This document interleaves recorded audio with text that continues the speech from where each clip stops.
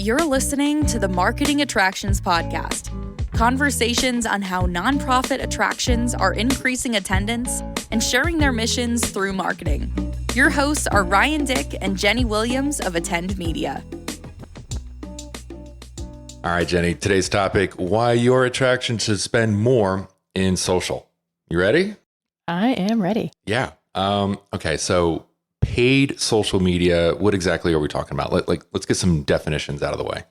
Yeah, I think organic social would be you are posting content about your attraction for free, minus maybe a production cost, on your social channels. Our paid social is our paid ads. There's a credit card, there's a campaign manager account. We're putting money behind promoting either this content or creating separate ad sets that really allow us to do much more with our targeting and who we're trying to get our ad in front of beyond just our followers. Yeah, and I think today we're just going to be talking about Meta and TikTok. So Meta, Facebook, and Instagram. TikTok. I do want to say that we're very aware that there are more social media platforms out there, but for today's conversation, Meta and TikTok. So why don't you give us a quick little overview on Facebook? Well, first, Facebook and Instagram both fall under Meta. I think everyone's aware of that, but Facebook is really going to be our channel that dominates in total reach. And we also tend to see, like if we were looking at just an older audience, maybe like a 55 plus, they may be more limited to only using Facebook. Whereas as we start getting younger and our 35 and under particularly, we're seeing them use multiple platforms. And the two that really stand out there are, of course, Instagram and TikTok. Instagram and TikTok, we really see being utilized more for driving engagement. We see consumers using it to both create and share content, but also to consume content. Whereas like Facebook, we still see a lot of like joining in and being active in it because of communities that you might be involved in. So my neighborhood community group is on Facebook. So I go to check that to see what's happening. Or updating it for your grandmother so that she sees what's going on in your life. I mean, I think our entire audience knows this, but it's like my mom's on Facebook, my little brother's on TikTok, right? Right. But from an advertising perspective, you have a note here, Meta is pay to play. Yeah. So from an organic perspective, just to think about how these platforms share your organic content. I think everyone knows that over the years, Facebook particularly, that organic reach rate, meaning the amount of my followers I can reach in my organic content, has gotten lower and lower. So it's down to about 2%. So 2% of my followers on Facebook as an attraction would see the content that I'm posting on Facebook organically without me boosting or promoting that or putting money behind it. Instagram's a little bit better. It's about 20%. And then TikTok's actually fantastic. It's about 118%, meaning not only will your followers see it, but also people like your followers that they think are interested in, that may be interested in your brand or what you have to say, can also see it. So much higher organic reach rates on TikTok, meaning you really have to have a solid ad strategy on Meta to ensure that any content is seen. Okay. So here's the question. How much of my budget should be allocated towards paid social? Yeah, so there's, I think, a lot of things that can impact this. But for the most part, we really recommend that you're spending at least 10% of your annual overall budget on paid social. The most attractions that we see are actually spending too little on this. So we see attractions maybe dabbling in, closer to like 5% of their budget, or they don't really have maybe a strategy for when and why and how they spend budget on this platform. So that's something that I think across the board, almost any advertiser, we would say you probably should be spending more. Okay. So let's say I have a $1 million annual budget, 10%. Yeah, I like to look at the budget line around $1 million. So if you're spending under $1 million, you probably should be spending a little bit higher, right? If you have a $500,000 budget, I want to see you spending more than $50,000 on your paid social overall. So you might be spending closer to 15% of that budget. And then I think the other variance comes with like campaigns. So holistically, we want you to spend 10%, a minimum of 10% of that budget on social, but campaign by campaign can vary. So if you've got maybe a small campaign, like your annual Boo at the Zoo that you do every year. You're not going to drive a lot of people from outside of your market to this event. It's very local. Maybe you're spending, $5,000, $10,000 to promote it. That is most likely 100% social. Right. So as your budget decreases, your percentage should really increase when it comes to your investment on paid social. Ooh, I like that. Say that again. As your budget decreases, your percent spent on social should increase. I like that. Okay. So annual budget, 10%. We're doing these one-off campaigns to promote some events. We have a smaller budget. You're recommending more of that smaller budget be spent on paid social. Yep. Yeah. And then keep in mind, if you're spending more than 10%, great. This is your baseline for like checking, like, are you spending enough to even begin with? Well, yeah, that's what this episode's about. Like we're going to try to convince you to increase that budget. Right. Okay. So why should nonprofit attractions be spending more of their budget on paid social? Well, let's start with why they're probably spending too little. So this is a channel where, there's never really been any minimums on, right? So you can spend $50 on paid social ads. You could spend $100,000 on paid social ads, right? It doesn't matter. So I think because of this, there's a lot of like testing and just like some trial, or, hey, we have a little bit of budget left over, so just throw it to Facebook. And there's not always a lot of guidance on what you should be spending, right? So think about it. Are you going through and doing any type of exercise to say, this is my audience size and this is what I can spend? Like, I might not spend that entire amount, but what does that universe look like? Like, what can I actually spend against my audience? To then see like, well, if I can spend $30,000 a month against my audience, why am I only spending $3,000 a month? So I think there's some exercises that you can do to help you determine what you need to be spending in these channels. But I think because there's been no minimums, people will just sort of put their leftover remaining dollars into social media. Yeah, I'm thinking, okay, I was a former broadcast TV rep. Mm-hmm. I wouldn't let a new client spend on my TV station and say, all right, I just want to do one commercial per week. I wouldn't let them do that. Like, hey, just save your money. It's not even worth it. Right. There's no one there telling you, why are you spending $50 a month on Facebook or $50 a week or, whatever that is. So no one's going to push back and tell you not to do it. So you can do it. That's why they spend too little. And I think one of the other reasons is that it was always this channel that was very cost efficient, right? The CPMs were very low. You could get $1, $2, maybe $3 CPMs. And that's just really not what we're seeing anymore. The CPMs have increased quite a bit. And quite honestly, if I do an audit on a plan and I see that they're getting, putting down $2 as their CPM for Facebook, my first thought is, okay, well, there's no strategy here. Like, what are they buying? Because when you start building out a strategy based off of various objectives and you've got video running and you're optimizing towards a conversion, your CPMs are going to increase quite a bit. So if you think about video alone, you could see it run anywhere from, maybe a $7 CPM if you're really just trying to reach as many people as possible to a $15 CPM if you're trying to drive conversion with a video. So if CPMs have increased 3, 4, 5 times what they were, but budgets haven't increased 3 to 5 times of what they were, 5 to 10 years ago, then you're getting even less out of your small budgets than you were before. Like those budgets just have not increased. I mean, every year when we think about our TV buys and we know those rates increase, we know we have to spend a little bit more to get what we were getting last year. So a higher investment to get to achieve the same amount of reach or frequency. And I just don't see people treating social media that way. Okay. So wait, what do we have to gain by increasing our budgets on paid social? So I think the first thing I would think about is the fact that social media users have grown. We've had more platforms introduced to this space. So reach really now is on par with TV. eMarketer Insider Intelligence just released something early, I think this summer, that really showed that by 2025, social media users will surpass TV users. So we know that's partially because linear TV viewing is declining as social media usage is increasing. But, if you're looking at what's happening right now today, I mean, in 2023, it's almost as many social media users as TV users. By next year, 2024 is predicted to be the same. And then by 2025, social will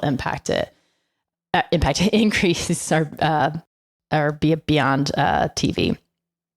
So it is important to understand that social media is a really great channel for driving reach. I think we used to think that was just our traditional channels that drove reach, and our digital, particularly social channels, were really for like very niche, small audiences. And that's just not the case anymore. We can reach virtually anyone in social. And when you say reach, like, why does that matter? It's because you can reach my mom and you can reach my little brother, right? It's multi-generational. Exactly. So unlike linear TV, where we would say actually, let's think about TV. When we say TV, we have linear, we have with broadcast, we have cable, we have streaming, right? So we have different platforms or ways of viewing TV, just like we have different platforms in social. So when we think of a full social media strategy, a multi-generational social media strategy, I might need Facebook, a very heavy Facebook play for, a boomer audience, or I might need, if I'm going after younger millennials or Gen Z, I might need a TikTok strategy. So social media channels can reach any generation, but I need a multi-channel or a multi-platform strategy to be able to reach multiple generations. I mean, that makes total sense. Like if we look at, okay, we're going to spend our money on TV, and I'm going to put all my dollars into buying CBS 60 Minutes. I can't expect to reach 18, 25-year-olds and 65-year-olds. That doesn't make it. You wouldn't think about reaching multi-generational and just buying one TV station, one TV program. Same thing with social. Right. So back to why should I spend more on social? You need to buy more channels nowadays. I think this is kind of interesting because basically what you're setting up is we should start thinking about paid social like TV. It's on par with TV. Yeah, from a reach perspective, absolutely. And once again, yeah, that means multi-generational, that power to get way different audiences with this platform. Correct. Yep. Okay. Let's talk about how paid social is a little bit different, though. We can do a lot more executions on paid social compared to TV.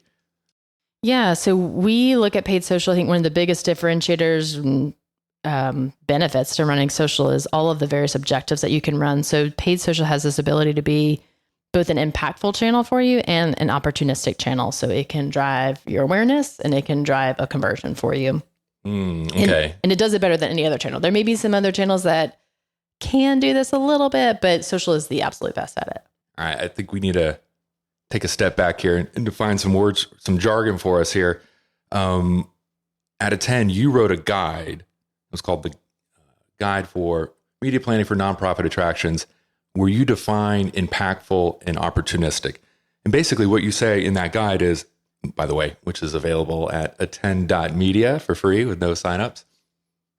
How was that plug? That was pretty good. Thank you. So you basically say all media channels need to be broken up into two buckets.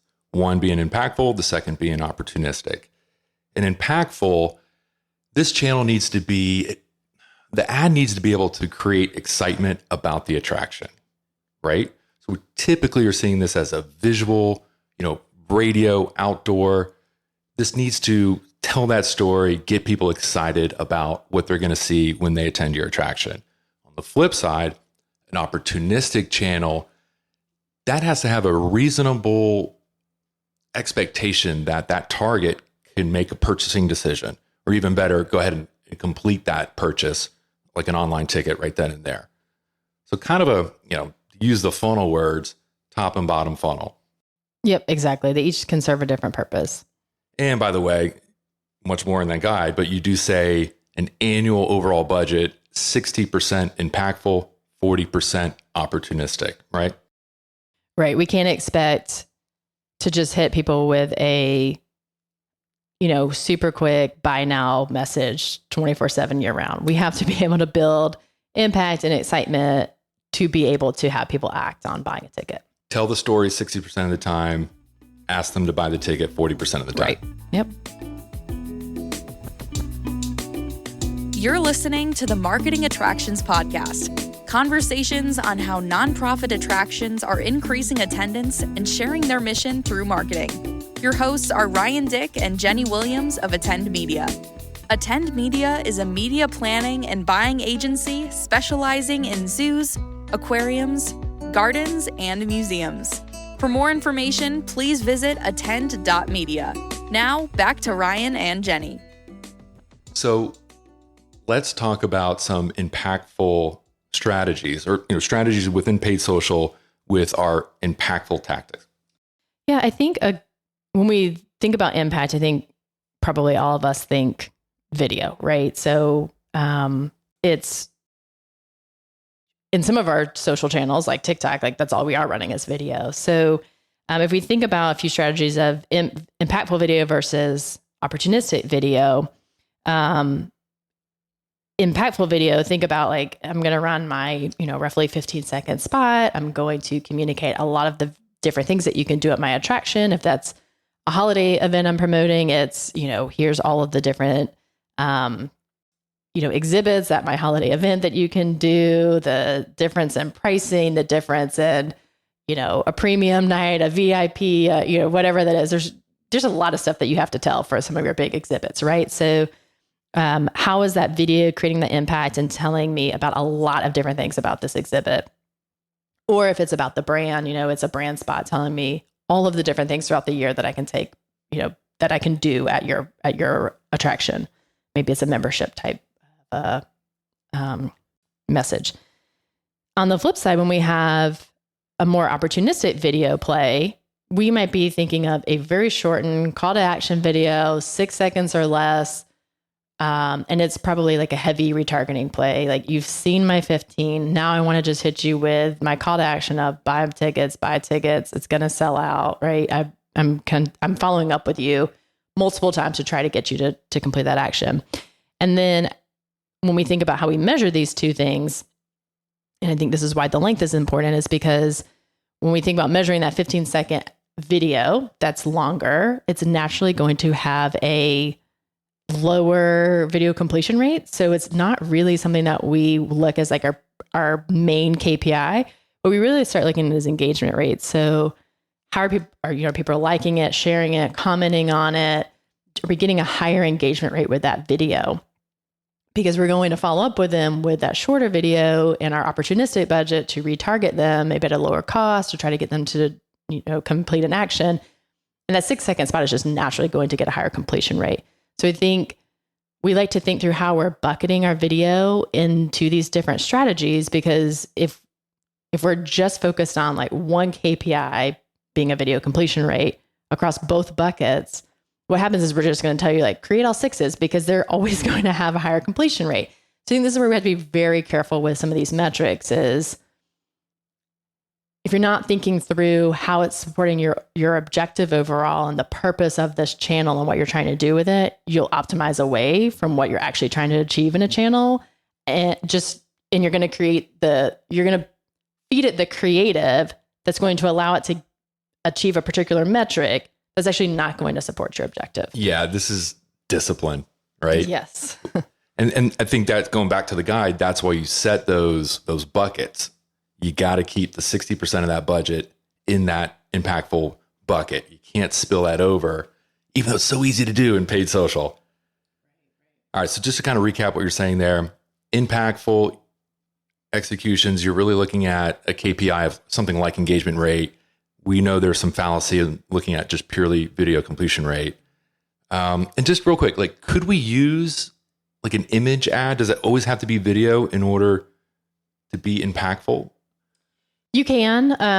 I think obviously video is going to be more impactful than image. But it's going to be more expensive. Right. But at the end of the day, you still are going to have to create some type of awareness around your attraction or your event before you can just start retargeting everyone, right? Like I've got to introduce it first. And if that has to be done with an image ad, that's fine. But obviously video is going to be better at supporting or driving impact, but you can use image. Okay. And then flipping over to the opportunistic side, we're looking at a KPI like a cost per conversion. Yes. So this is where ideally you're looking to optimize for some type of conversion on the site beyond just a click on the ad itself. And hopefully tracking, all the way down through the ticket sale. Got it.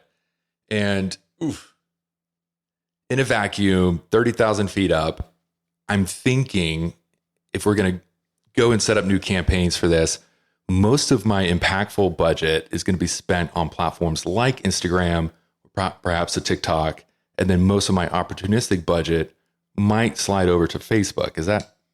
Yeah. I mean, when we were talking earlier about the purpose of these channels, people are going to Instagram and TikTok to consume or create content. They become just naturally more impactful.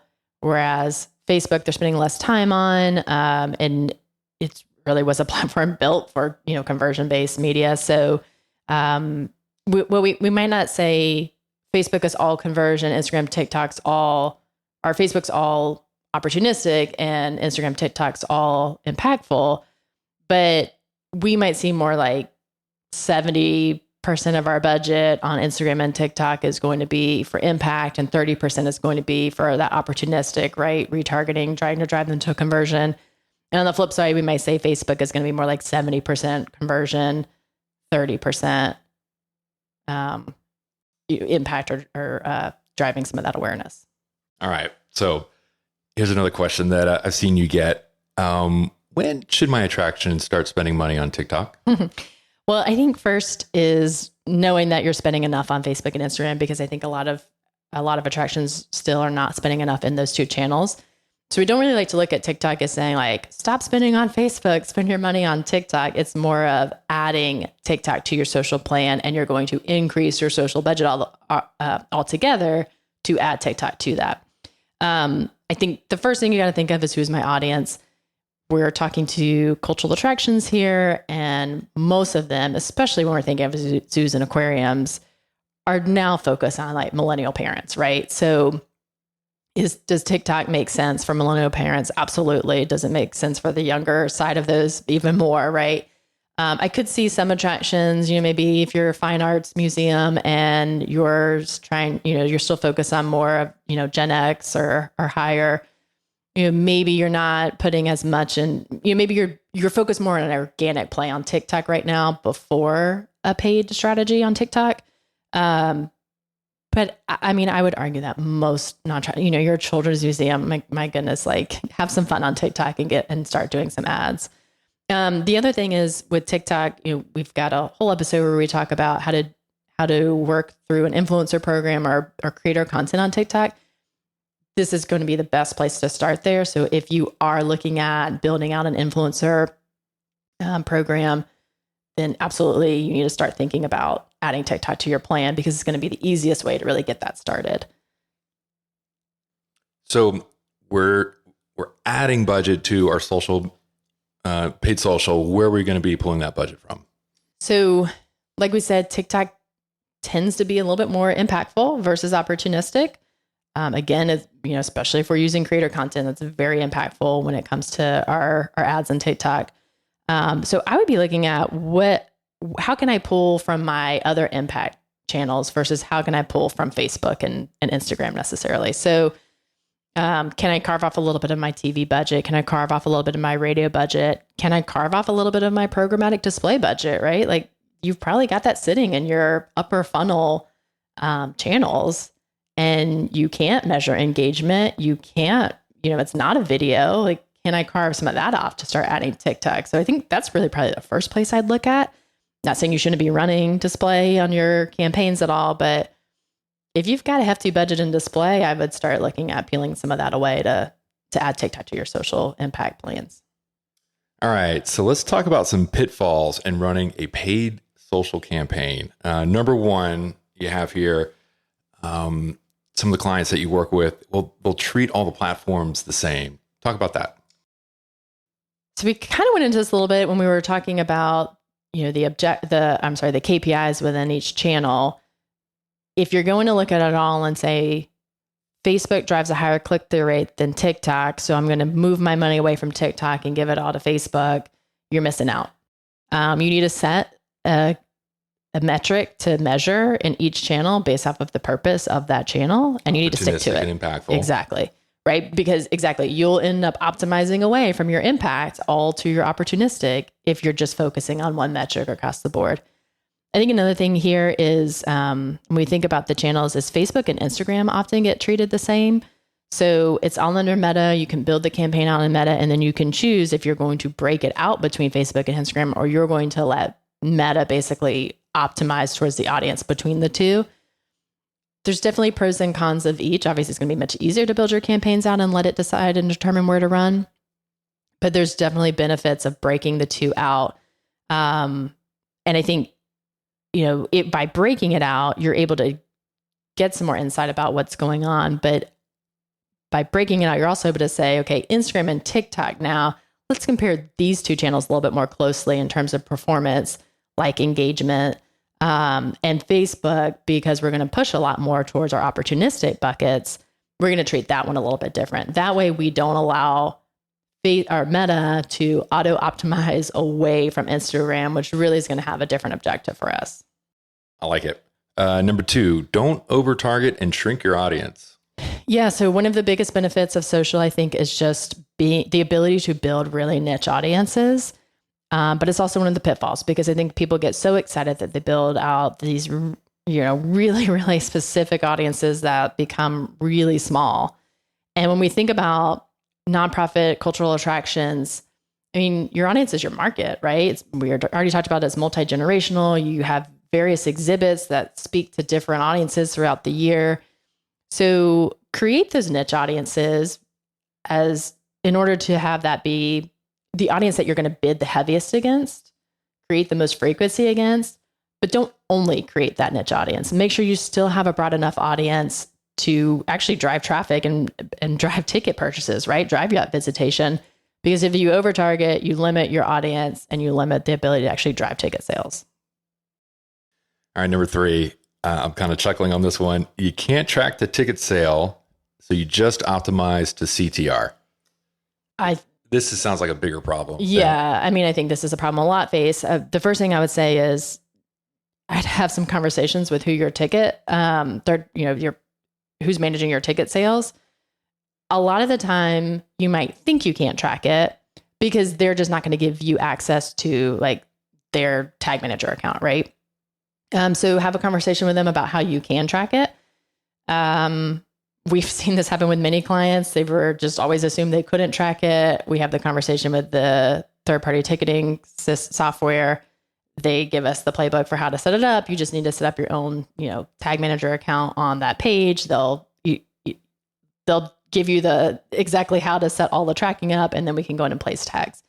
So before you just think you can't track it, make sure you're having those conversations. Make sure you're bringing the right people in to have the conversations with your ticketing software. If you can't, because I know that there's still restrictions, it's not all perfect, then at least track up to the last step before you lose it. So maybe that's, you drive them to a calendar page or, what type of ticket you want to buy. And then once they click on that, you might lose them. But now you're able to track really kind of who's engaged on your page. So it's not just the click-through rate for the landing page. Honestly, if that's all you've got, I would focus on other metrics like video completion rates, engagement rates, like reach, focus more on that than a click-through rate. I just think I've seen time and time again where the click-through rate just drives you away from what your main purpose, goal, and objective is in any campaigns. Jenny, thank you very much. I hope you spend more money in social. Thank you for listening to the Marketing Attractions Podcast.